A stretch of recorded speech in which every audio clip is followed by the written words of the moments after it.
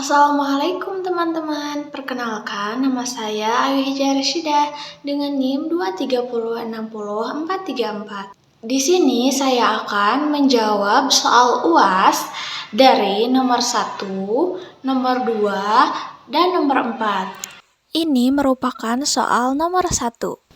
Dalam mengelola kurikulum yang mengintegrasikan kurikulum merdeka dengan nilai-nilai kearifan lokal seperti budaya Sunda atau batik, landasan filosofis yang menjadi pijakan utama adalah pemahaman bahwa pendidikan tidak hanya soal transfer ilmu pengetahuan semata, melainkan juga pembentukan karakter dan identitas budaya peserta didik.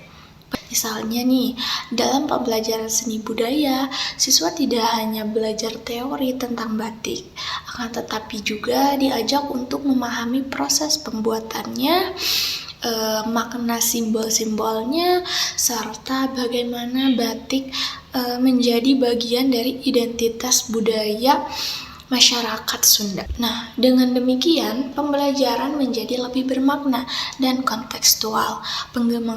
Pengembangan kurikulum tersebut harus dilakukan secara kolaboratif, melibatkan guru, kepala sekolah, orang tua, dan tokoh masyarakat atau budayawan setempat. Dengan demikian, sekolah dapat mencetak lulusan yang tidak hanya unggul secara akademik, tetapi juga berakar kuat pada budaya dan nilai-nilai lokal yang menjadi identitas mereka. Dan ini adalah soal nomor 2. Nah, pengelolaan peserta didik di madrasah yang memiliki latar belakang sosial ekonomi yang sangat beragam, termasuk siswa dengan kebutuhan belajar khusus, harus didasarkan pada landasan psikologis dan sosial yang kuat. Dari sudut pandang psikologis, penting untuk memahami perkembangan kognitif, emosional, dan sosial peserta didik sesuai dengan tahapan usianya. Pemahaman ini meliputi bagaimana siswa belajar, berkembang, dan berinteraksi dengan lingkungan sekitarnya. Dan untuk mengelola peserta didik dengan latar belakang yang beragam tersebut, madrasah perlu merancang sistem layanan peserta didik yang holistik. Program bimbingan dan konseling harus dirancang untuk memberikan pendampingan yang menyeluruh baik secara individual maupun kelompok. Dengan landasan psikologis dan sosial yang kokoh serta sistem layanan peserta didik yang holistik, madrasah dapat mengelola peserta didik dengan latar belakang yang beragam secara efektif dan inklusif. Ini adalah soal nomor 4. Nah, sekolah menengah yang berada di daerah terpencil ini menghadapi tantangan besar ya, karena gedung yang sudah tua dan fasilitas yang sangat minim. Namun, keinginan untuk menciptakan lingkungan belajar yang inspiratif tetap menjadi prioritas yang utama.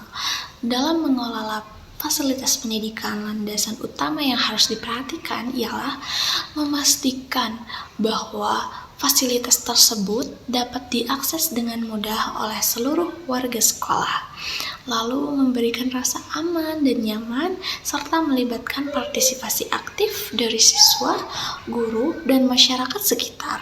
Melihat kondisi yang ada, gedung sekolah yang sudah tua memang masih bisa digunakan, akan tetapi tentu saja belum memberikan suasana yang mendukung semangat belajar.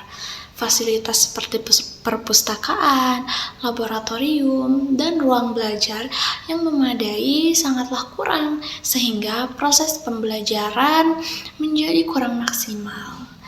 Namun, keberadaan lahan terbuka atau taman di lingkungan sekolah menjadi potensi yang bisa dikembangkan. Sebagai solusi inovatif, taman sekolah dapat dirubah menjadi sebuah leba alam yang berfungsi sebagai ruang belajar terbuka dan interaktif, dengan melibatkan siswa dan guru dalam menanam berbagai tanaman lokal seperti tanaman obat, sayur mayur, dan buah-buahan.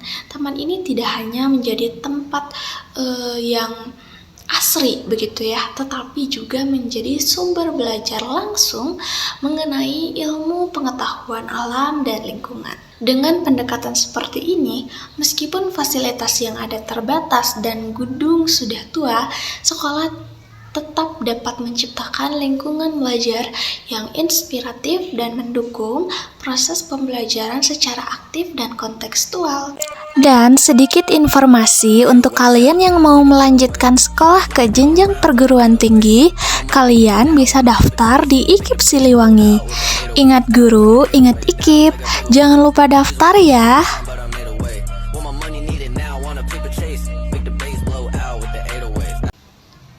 Sekian penjelasan dari saya. Terima kasih.